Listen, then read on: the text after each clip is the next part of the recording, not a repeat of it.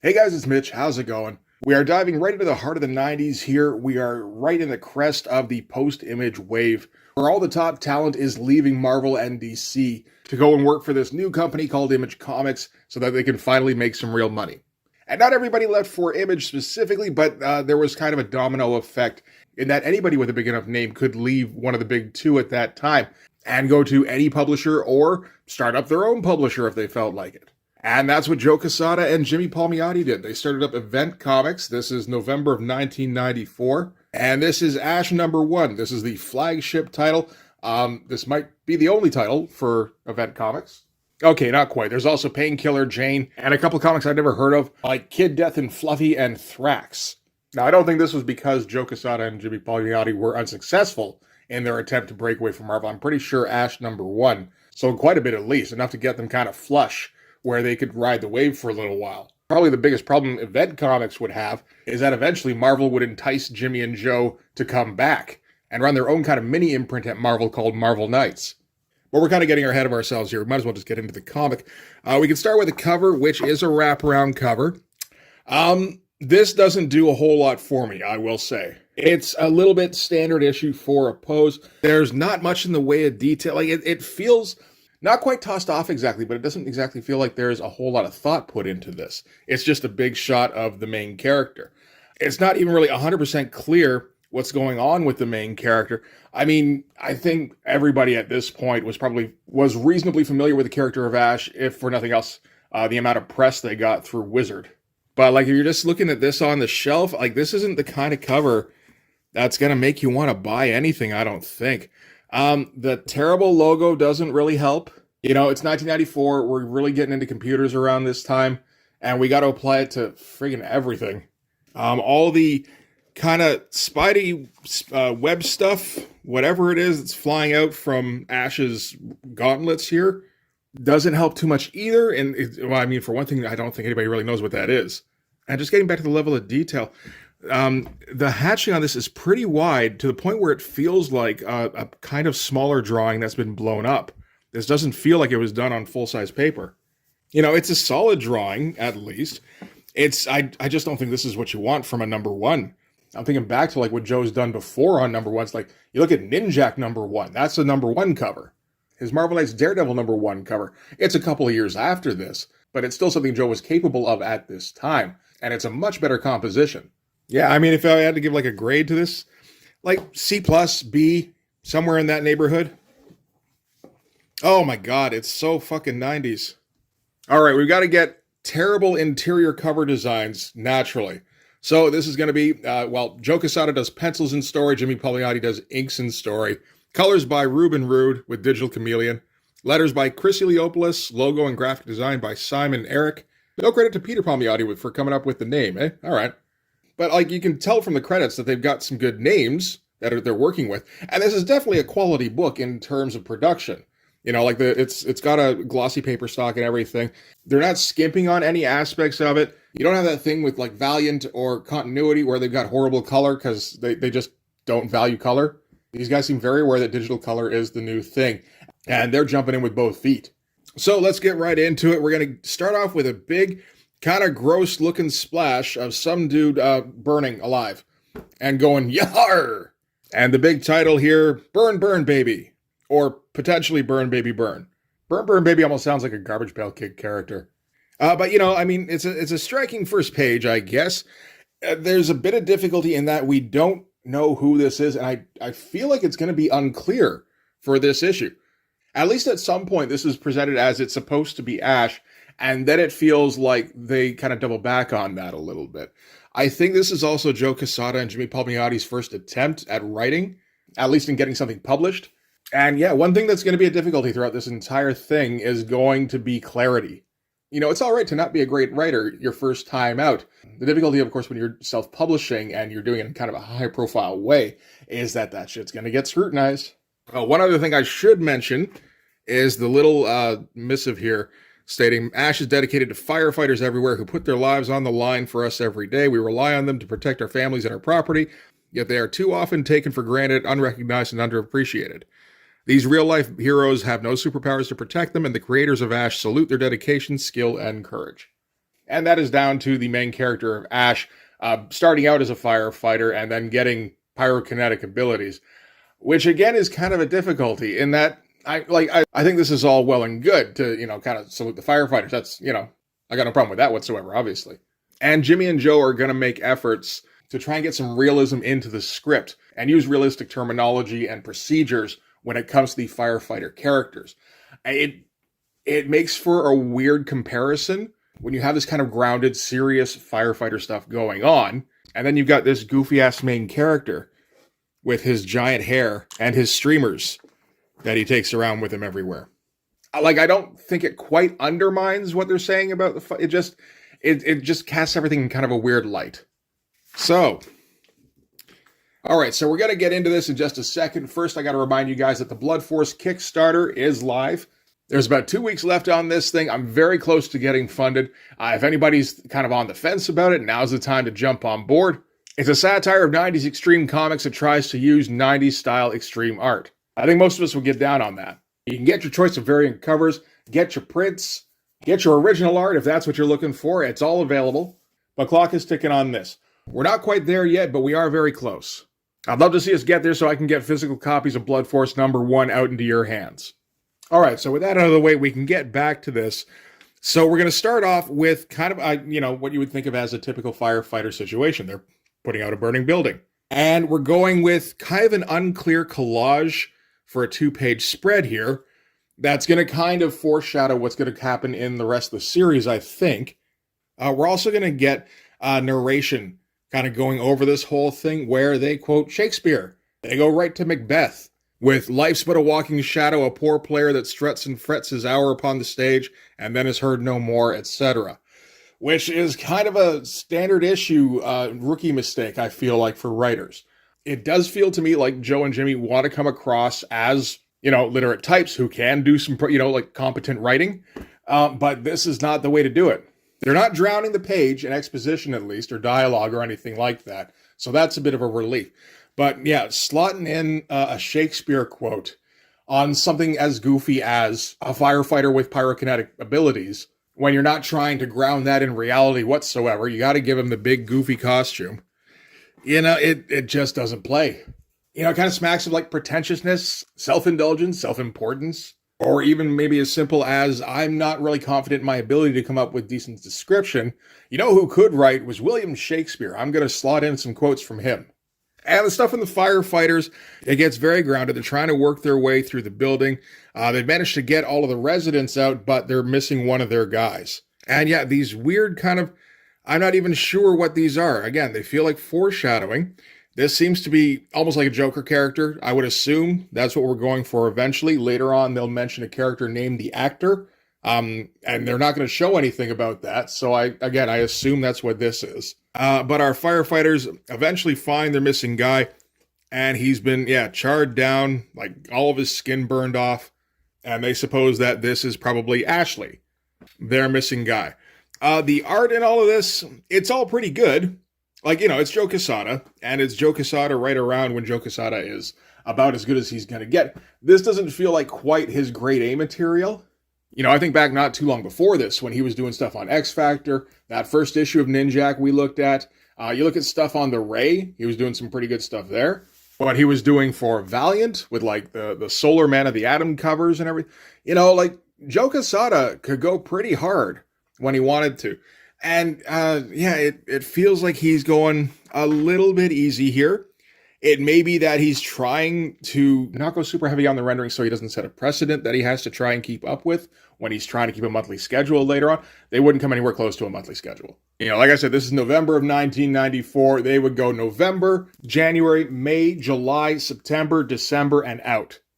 And I'm sure part of that is them having to run their own company now. All of a sudden, you got a whole lot more responsibilities than you're used to, when all you're used to doing is just trying your best to crank out pages.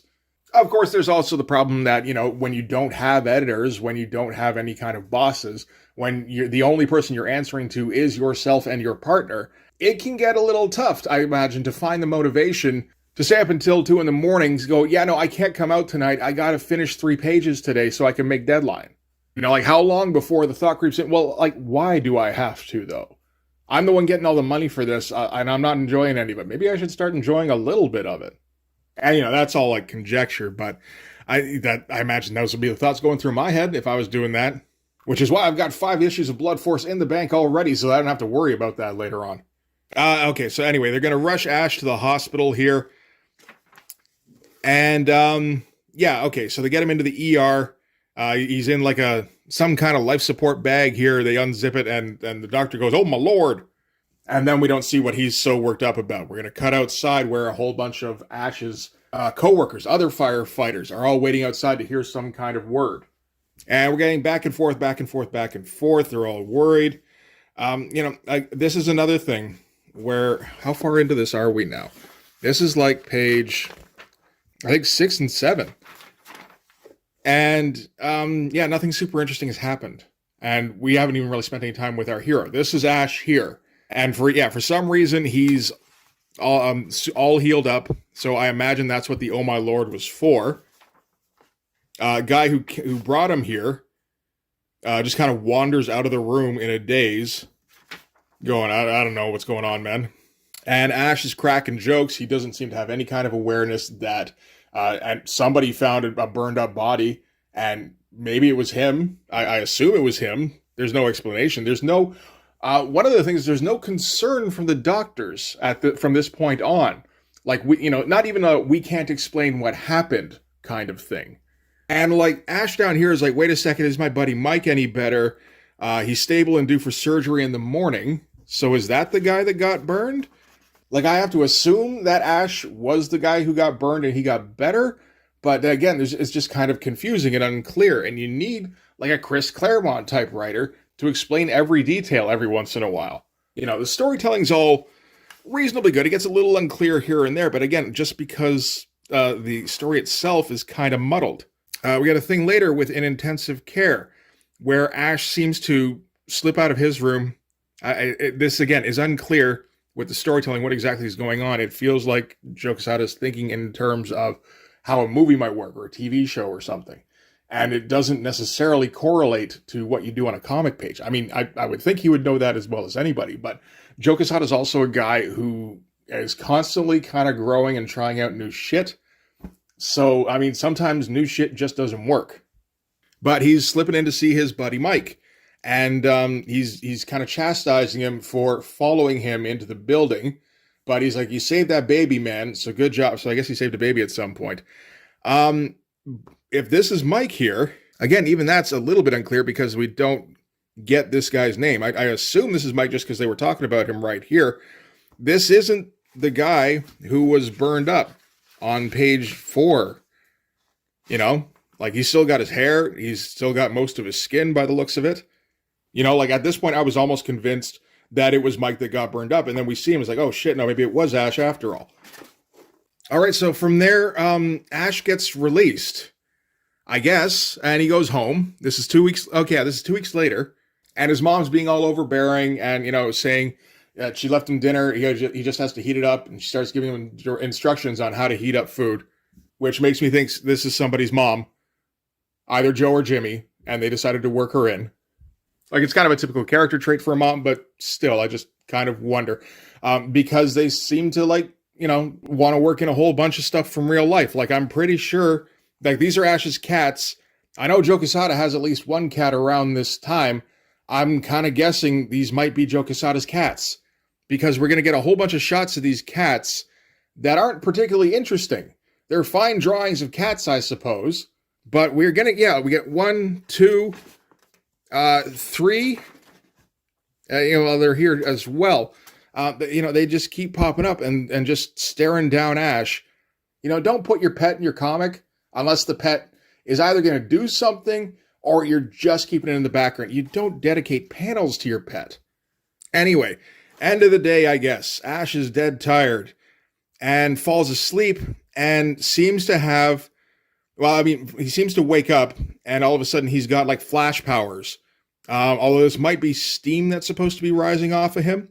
It's hard to tell because, if the temperature's going up, the cats don't notice. Maybe this is some kind of commentary about how Joe Quesada has some particularly stupid cats around this time. But, he starts to get his pyrokinetic powers.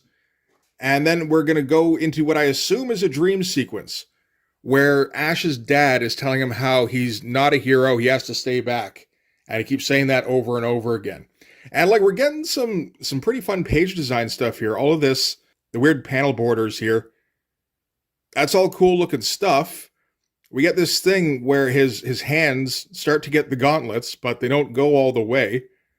Some nice lighting. You know, Joe Quesada always had it like kind of a touch for coming up with nice light and shadow stuff. And then Ash wakes up and his cats are looking at him, so obviously nothing happened. Or again, these are particularly stupid cats. But there is smoke, like his carpet got burned up. I'm pretty sure if that happens in real life, your cats aren't coming out for like a week. Oh, but then if that happens, you can't draw them. Oh, I see. Never mind. I don't know. I feel like I'm being petty in some ways. But like, you know, like I said, this is a quality book, at least in terms of how it looks. But there is, you know, there is a lot of repetition of image mistakes in this, where you just assume, because you're the one running the company, and you're the draw, because, you know, there's no question, Joe Quesada is the draw. He's what everybody's coming to Event Comics for. That means you don't necessarily need a writer. But, like, this is just Todd McFarlane all over again for me. You know, I know Jimmy Palmiotti keeps writing, like, well, I mean, I think he's got a Kickstarter out right now, or just finished one or something. And, you know, he's writing that one too. So I imagine eventually he got better. But at this point, at least, yeah, no, this just isn't getting it done. We got a thing here where they're at a bar later, and there's a little bit of like talking shit between him and his firefighter buddies. They take off, and he's going to try and tell his weird dream to the bartender, but the bartender spots a hot chick and leaves him hanging. And we're just kind of stuck going, what was this page all about? And like, there's a bit of that going on in this comic. Like, I don't know what the point of a lot of this is. We're already past the halfway point in terms of the story. We've been spending a bunch of time with Ash, but we haven't been given any reasons to like him. You know, another one this kind of reminds me of actually is Hellshock, which again had some crazy visual shit going on, but it took too long building things up. It didn't get to the story quick enough. Like, by the time anything was happening in that book, I think most people were already bored. We're going to get a poster by Barry Windsor Smith featuring Ash and two Barry Windsor Smith characters who seem bored. Ash looks kind of stoked to be there. The other guys are like, yeah, no, we're here too. I guess. Barry drew us. It's not, like, you know, like it's a fine drawing. There's absolutely nothing wrong with it. It's not exciting or anything.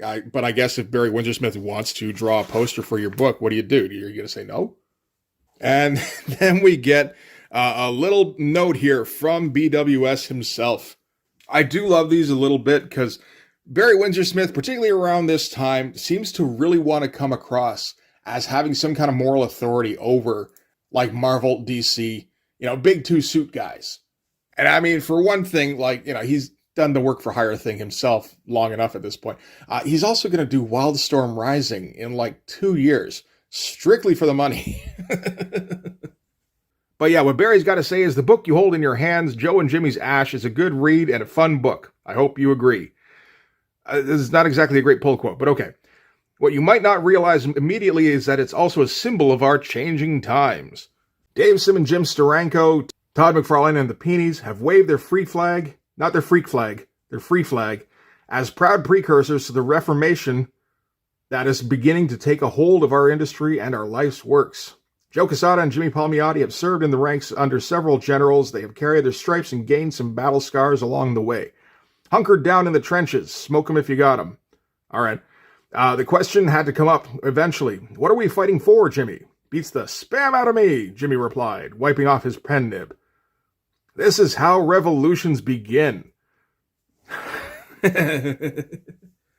That's what this is, guys. A revolution. We're not cashing in on a quickly evaporating bubble. They upped and quit the battlefield, leaving the generals and the despots to fight it out for themselves.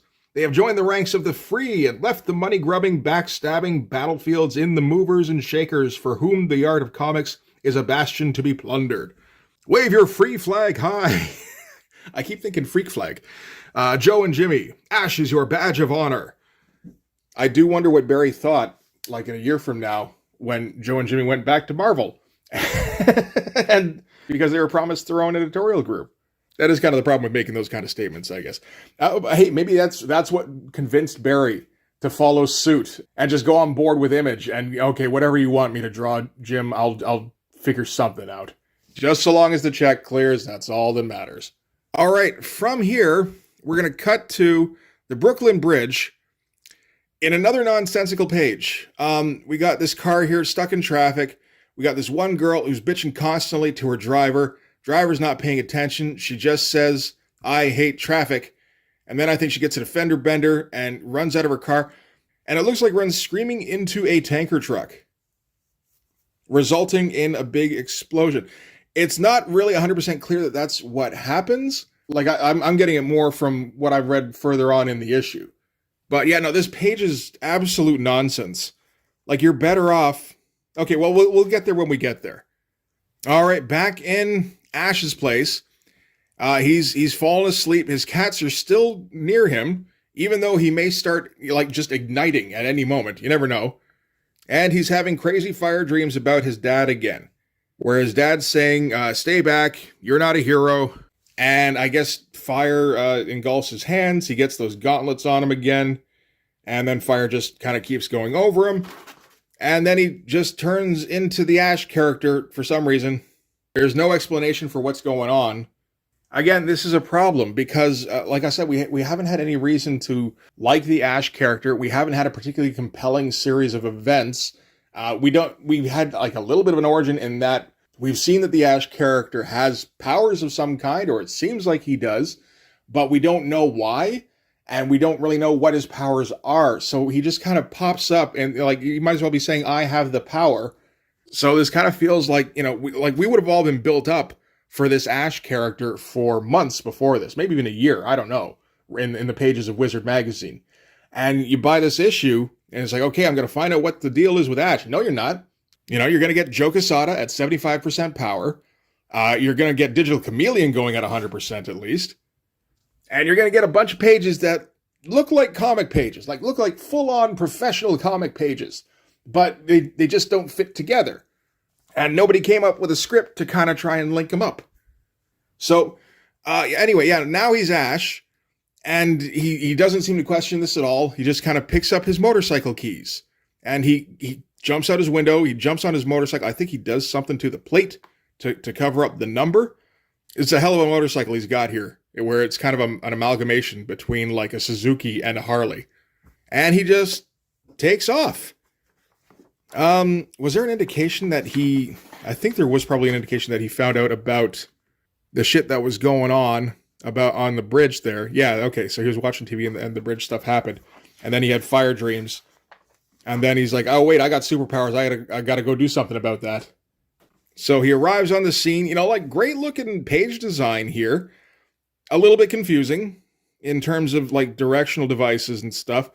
It kind of looks like, I guess we're supposed to read here. It kind of looks like we go here. Oh, maybe I should read. Nope, over here. Never mind. But they put a barricade up at the entrance to the bridge. He just kind of drives right through it. Again, great looking shot of the bike busting down the barricade.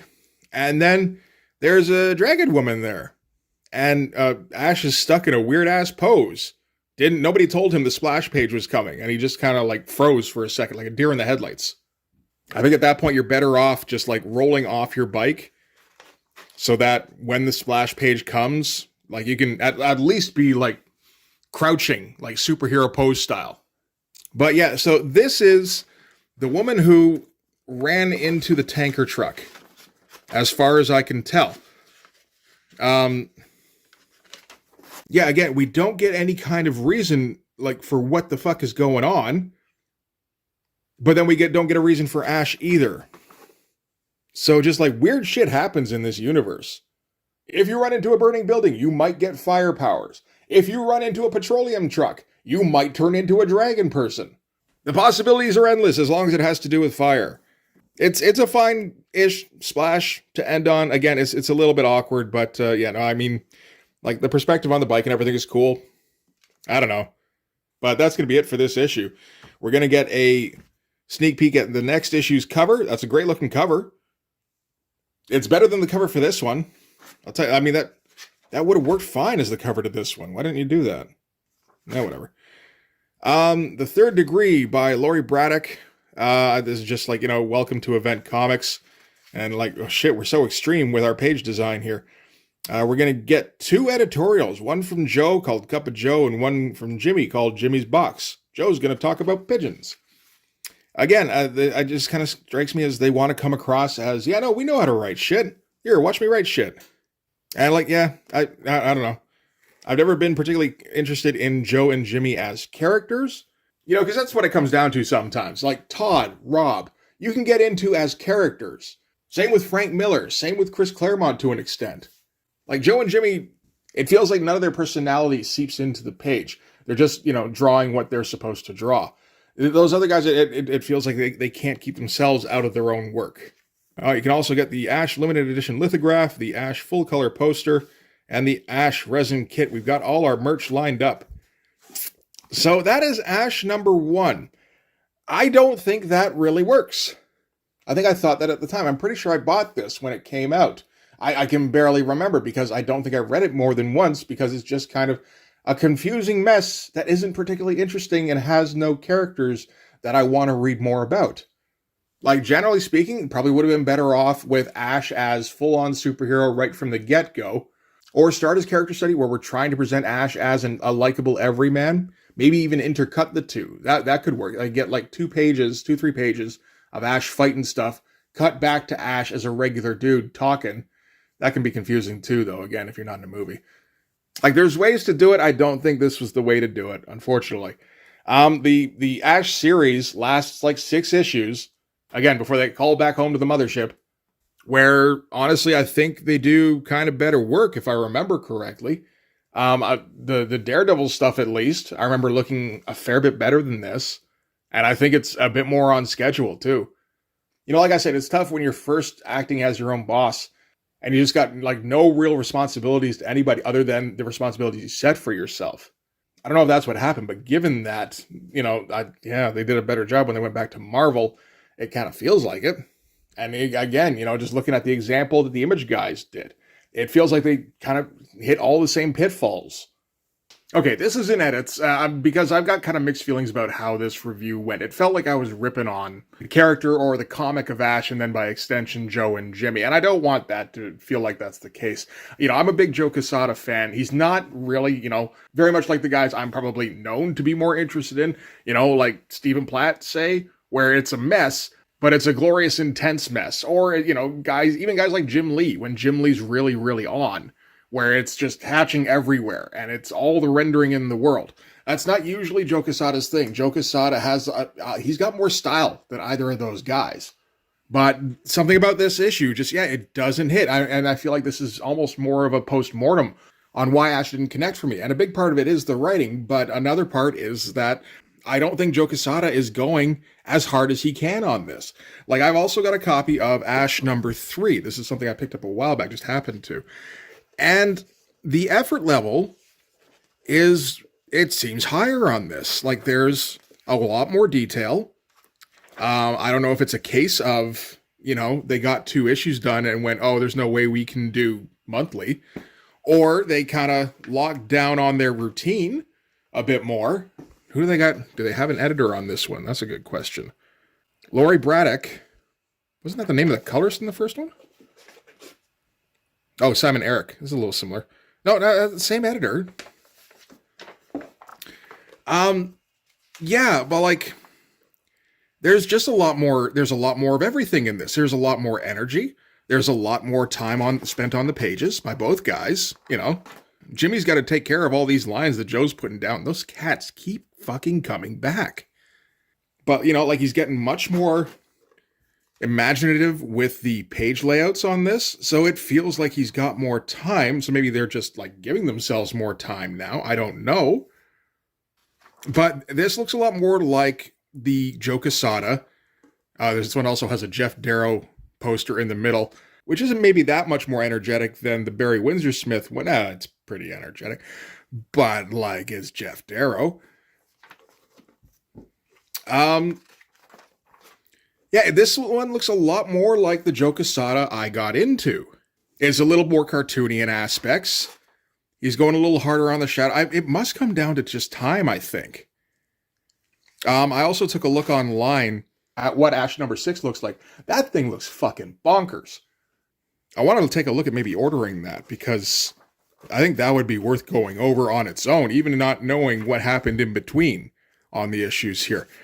But like, this is much more representative of what I think the comic should have been. And this feels like just, it's kind of a misstep. So I don't know what you chalk it up to. I wasn't there. I don't know the guys. If it's a matter of they didn't give themselves enough time, if they got distracted a bit too easily, maybe being able to set their own schedules and, being maybe flush with cash, it wouldn't be the first guys that happened to. But yeah, it feels like this series picks up steam after this particular issue. The difficulty being, of course, this is the issue that you're going to be most judged on about whether or not we're going to pick up more issues. I'm pretty sure I picked up Ash number 1 back in the day, and also I'm pretty sure I didn't pick up Ash number 2. I don't remember a particular conscious thought, like this comic isn't worth it, like I did with Pit number 6, but like you got to go all out on your first issue. I mean, in retrospect, it doesn't really matter. Joe and Jimmy did fine. They got out 7 issues of this, including an issue 0. I doubt the comic was failing in the orders, although not being able to keep a regular schedule is going to hurt that. But even then, it doesn't even matter, because not long after issue 6, they're back at Marvel anyway. And kind of, steering it towards the new iteration that is going to get pretty popular pretty soon. But ultimately, yeah, it doesn't matter. It's just kind of a little bit disappointing that this particular issue, given the circumstances, wasn't as good as it could have been. Like I said, they pick it up. I think I'm probably going to check out that issue 6. Again, it looks absolutely crazy, and I think it's worth going over. So we got that to look forward to anyway. But for this one anyway, that's going to do it. Thanks very much for watching, guys. If you like this video, please hit the like button. Helps with all the algorithm stuff. If you want to see more, hit subscribe. And if you really want to help out, in the description, there's a link to my Patreon. If you go subscribe there, that'll give you access to everything I do. So all sorts of videos, everything to do with the Blood Force comic, including everything to do with the Blood Force Kickstarter. You can also follow me on Instagram and DM me there for commissions. So yeah, that'll do it. Thanks again for watching, guys. I'll see you in the next one. Bye-bye.